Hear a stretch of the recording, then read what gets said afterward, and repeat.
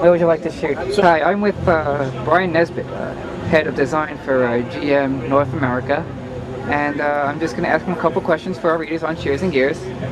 Bryan, first question.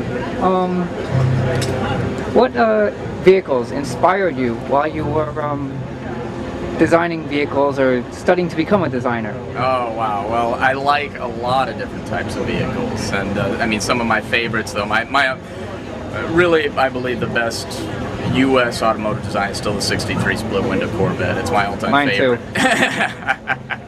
So, but there's some other great ones. Of course, the Stingray after that was a great car, and I'd love to have one of those too.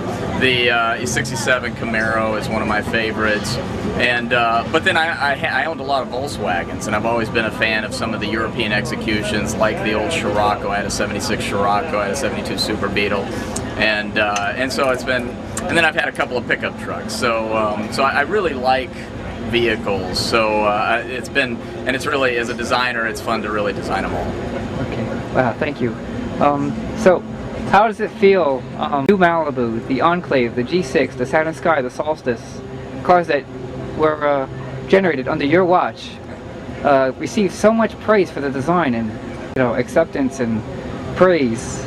Well, it's very exciting that Rick and Fritz and Bob are really using the design function to leverage the business, to really, you know, move forward and really use us as part of an overall package and product solution. And so really looking at design as one of those key variables to make a great product. And really, design can't happen without the great enablers from engineering and the great ideas from planning on what's happening in segments. So this relationship is so critical to the execution. I can tell you, when you look at a car and you sit in and you're like, this is good, this is bad, this is junk, this thinks it's good, but it's not.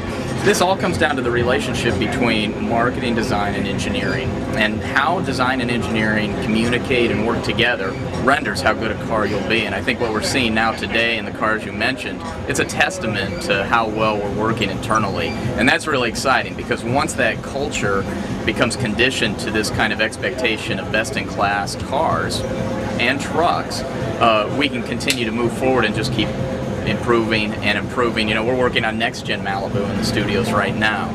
So we're seeing it in the streets, we're seeing some validation from important periodicals like Consumer Reports, we're seeing important validation from the press, and we're seeing the customers validate it because they're buying it. And this is, I mean, this is an exciting time. Wow. Okay, just one more question. I'm going to go into your history just a little bit. You were, back at Chrysler, you were responsible for the PT Cruiser. I was. And can you describe similarities between the PT and the HHR, which all of you... Absolutely. On the surface, they're very similar vehicles, but as a designer, I'm sure you can explain. I mean, they're actually very. If you were to take, you know, some of the cars that are out today, like an Accord and a Camry, and put them side by side, they're much closer together than the PT Cruiser and the HHR ever would be. But you know, for the customer, they see an imprint of a period, and you know, the PT Cruiser was inspired by, you know, kind of late '30s slantbacks, and it was really a celebration of those period of cars. But the intent was, boy, if I can only buy one car, and I don't have much money, yeah, what's the most value I can get? And hatchbacks are very efficient, but if I could put some kind of nostalgia in it, we really found that customers found that very appealing. They found that it had a lot of value, and they could identify with it, and it seemed like a lot of value. And so that's really what the car was about. And the HHR isn't much different, except we look back at the HHR and we say, wow, okay, there was a 49 Suburban, it's GM's oldest nameplate, and it's a significant brand name. We say, well, what if we could inspire from that? You know, what would that vehicle kind of render? So now we're back into kind of now late 40s, early 50s, and that's really the execution of the HHR as far as its inspiration.